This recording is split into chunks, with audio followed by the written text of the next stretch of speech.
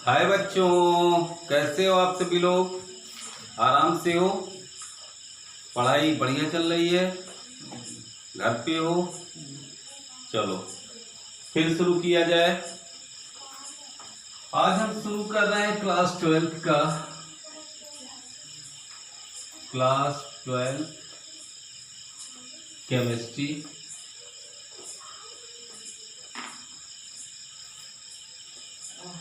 ये लेक्चर आपका 9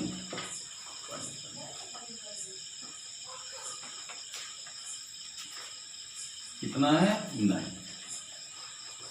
इससे पहले हमने 8 लेक्चर अपलोड कर दिया है। बाय द वे, आप नए जुड़े हैं हमारे चैनल के साथ तो पहले 8 लेक्चर देखिए, तब 9वां देखिएगा। वैसे आपका आज का जो लेक्चर है बहुत इम्पोर्टेंट होने वाला है, क्योंकि इस चैप्टर का सबसे इम्पोर्टेंट पॉइंट पढ़ाने हम जा रहे हैं। सॉल्यूशन चैप्टर चल रहा था, सॉल्यूशन का ही आज का टॉपिक आपका क्या रहेगा? Colligative property. कौन सा प्रॉपर्टी? कोलिगेटिव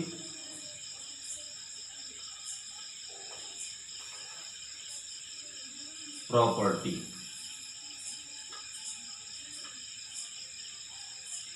इसको हिंदी में कहा जाता है अणुसंख्यक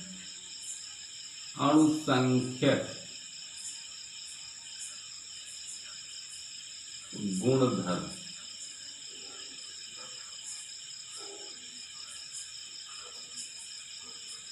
देखो, बहुत सिंपल इसका डिफिनेशन बना। क्वालिटेटिव प्रॉपर्टी का मतलब इसका हिंदी में क्या नाम होता है? अणुसंख्यक गुणधर्म। मतलब ऐसा गुण, किसी विलेन का ऐसा गुण जो अणुओं की संख्या पर निर्भर करे। किसी विलेन का ऐसा गुण जो अणुओं की संख्या पर निर्भर करे, उसी को कहा जाता है कोलिगेटिव प्रॉपर्टी या अणुसंख्यक गुणधर्म। देखिए, मैं परिभाषा लिख दे रहा हूं। विलेन का वह गुण, विलेन का वह गुण जो केवल अणुओं की संख्या पर निर्भर करता है, संख्या पर निर्भर करता है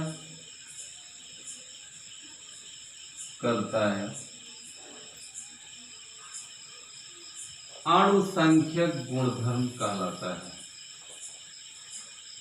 एक सेकेंड, उसकी प्रकृति पर नहीं, उसकी प्रकृति पर नहीं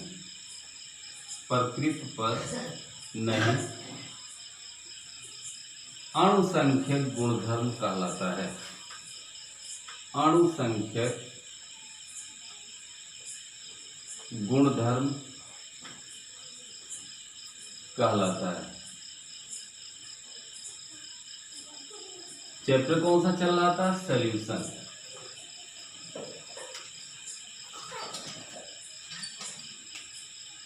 मैंने बताया क्या कि विलेन का वह गुण जो केवल अणुओं की संख्या पर निर्भर करता है, वो उसकी प्रकृति पर नहीं, मतलब उसकी प्रकृति कैसी है कैसी नहीं है इस पर निर्भर नहीं करता है। वह गुणधर्म क्या कहलाता है?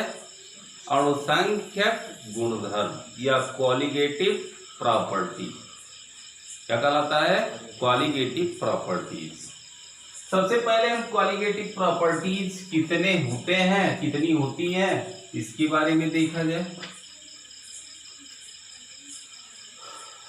अणुसंख्यक गुणधर्म कितना होता है विलेन का,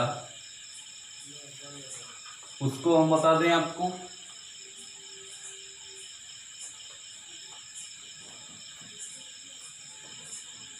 रिलेटिव पहला होता है जो relative lowering of vapour pressure, vapour pressure.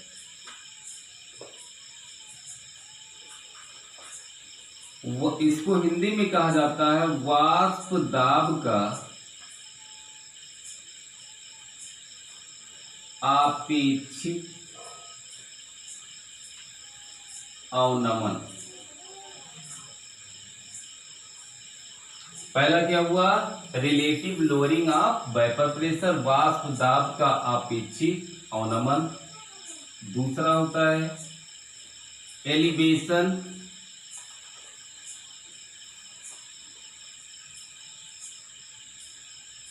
In boiling point.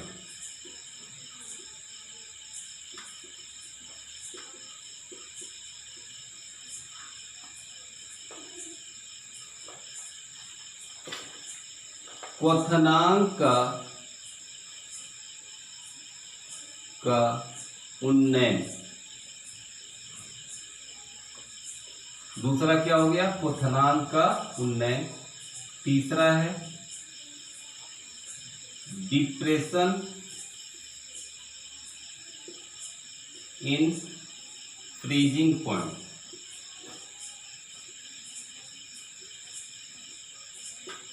इसको कहा जाता है हिमांक का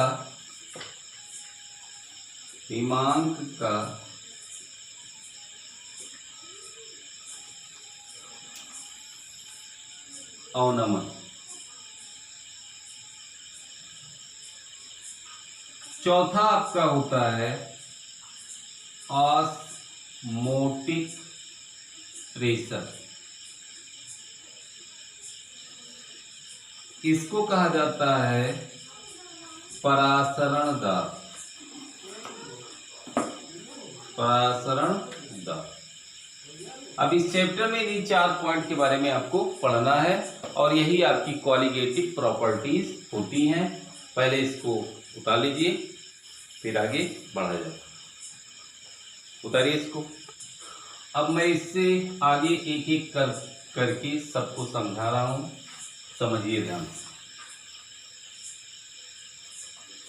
देखो पहला क्या है?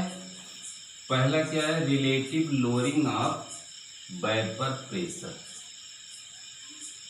क्या है? Relative lowering of vapour pressure.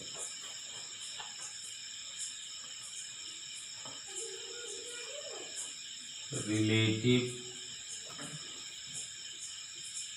Lowering of या in vapour pressure, vapour pressure.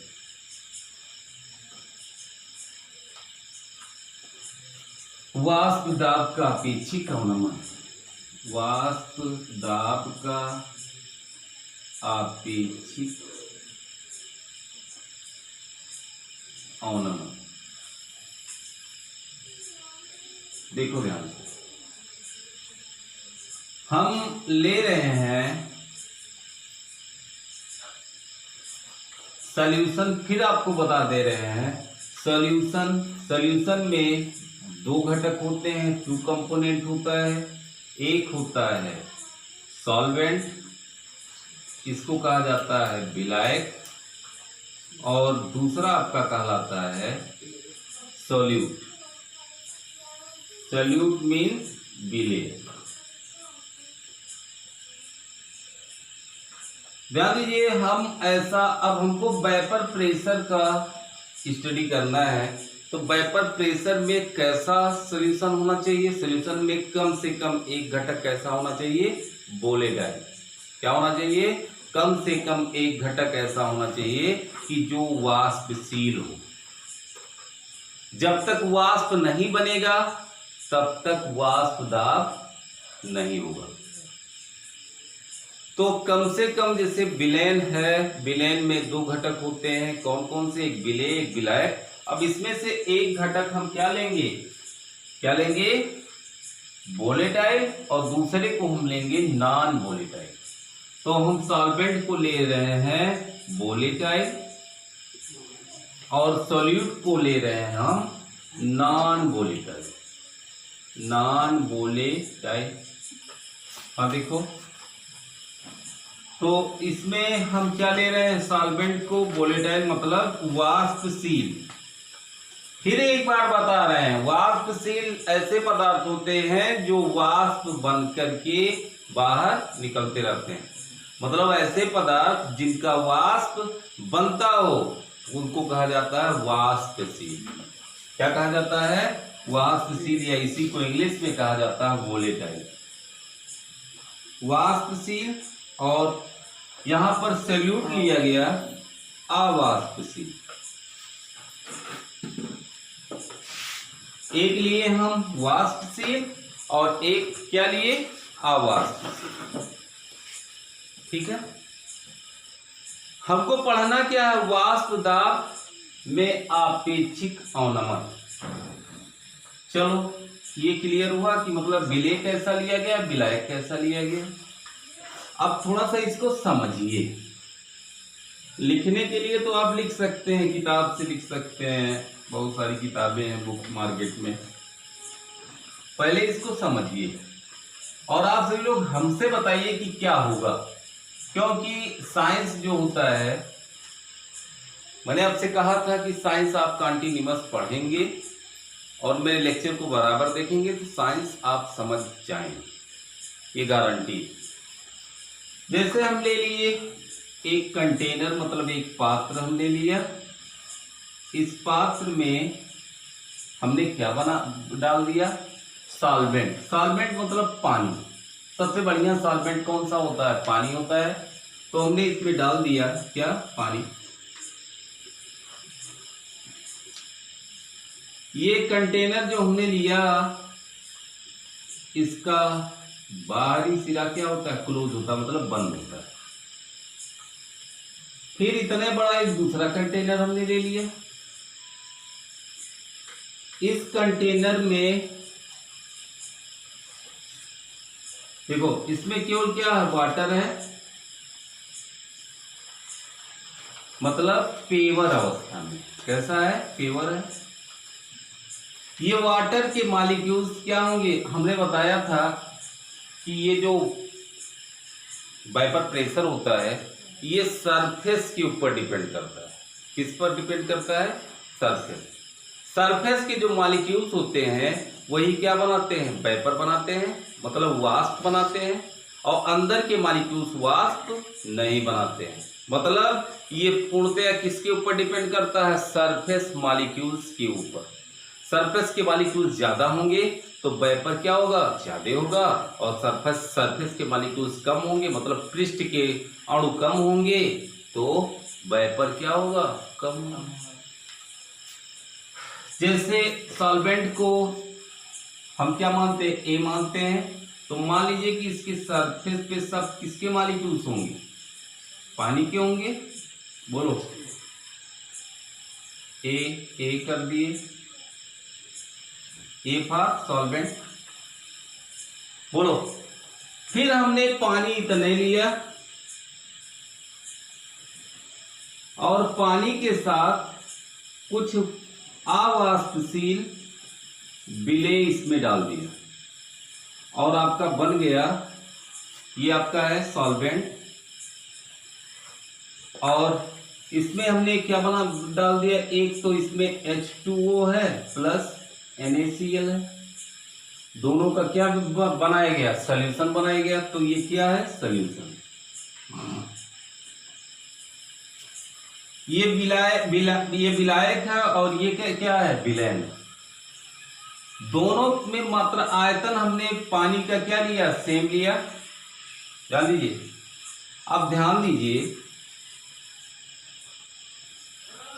यहां पर ए होंगे, ए का मॉलिक्यूल्स होगा तो इसके बगल किसका मॉलिक्यूल्स होगा, बी। फिर ये होगा, फिर बी होगा, फिर ए होगा, फिर आपका बी होगा। ध्यान दीजिए, क्योंकि हमने विलयन बनाया तो सरफेस पे सोडियम क्लोराइड का भी आयंस होगा, आयंस के रूप में होगा, और पानी का अणु होगा, दोनों एक साथ होंगे। तो दोनों जब होंगे, अब बताओ, नमक जो होता है नॉन वोलेटाइल होता है। क्या होता है? Non volatile. तो ये वेपर प्रेशर बनाएगा? नहीं बनाएगा। ये वेपर प्रेशर कभी नहीं बनाएगा। वेपर प्रेशर किसके कारण बनेगा? केवल वाटर मॉलिक्यूल्स के कारण होगा। अब ध्यान दीजिए, यहां पर वाटर मॉलिक्यूल्स ज्यादा होंगे सरफेस पे कि इसके सरफेस पे वाटर मॉलिक्यूल्स ज्यादा होंगे? तो सॉल्यूशन वाले में कम होंगे और सॉल्वेंट वाले में ज्यादा होंगे। सॉल्वेंट वाले में ज्यादा होंगे, इसलिए यहां पर वेपर ज्यादा बनेगा और यहां पर वेपर क्या होगा? कम होगा। ऐसे फिगर के द्वारा दिखा दीजिए। ये वेपर है, यहां पर कुछ ज्यादा दिखा दीजिए और यहां पे कम दिखा दीजिए।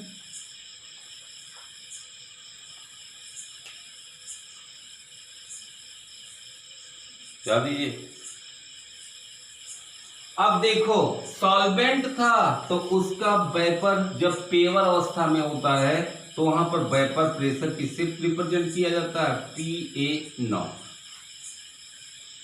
यहां पर भी वेपर किसके कारण उत्पन्न हो रहा है? H2O के कारण उत्पन्न हो रहा है। तो यहां पर क्या लिखा जाएगा? इसके वेपर को, इसके वेपर प्रेशर को क्या लिखा जाएगा? PA।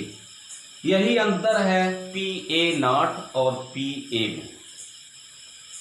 हाँ, आप एक चीज याद रखिएगा, PA0 की वैल्यू PA से ज्यादा होती है। मतलब PA0 is greater than PA। ठीक है। अब देखो, ध्यान दो, हमको इसके बराबर वेपर इसमें भी बनाना है, तो हम क्या करेंगे? वो तो अलग चीज है, क्या करेंगे इसको छोड़ दो।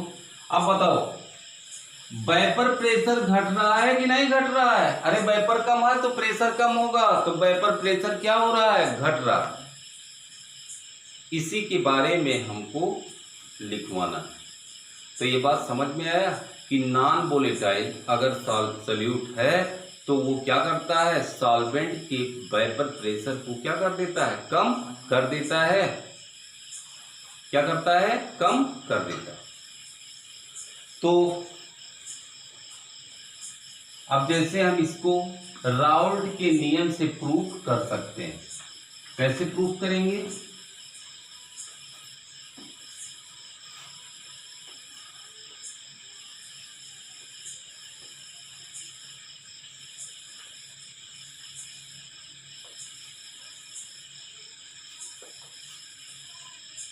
किसी अवाष्पशील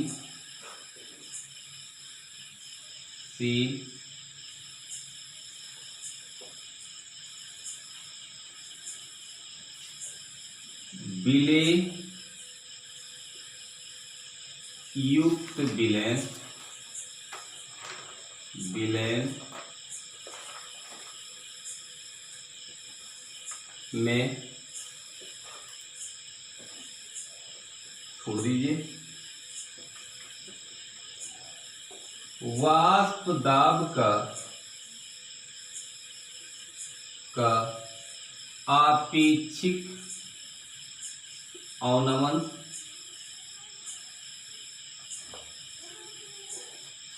वाष्प दाब का आपेक्षिक अवनमन विलेय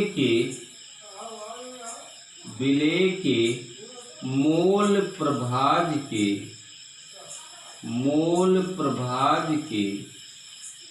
बराबर होता है।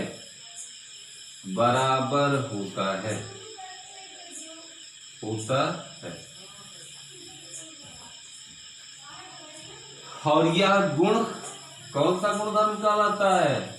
क्वालिटेटिव प्रॉपर्टी या अणुसंघ गुणधर्म कहलाता है। फिर आगे हम यहाँ पे लिखेंगे राउल्ट के नियम से।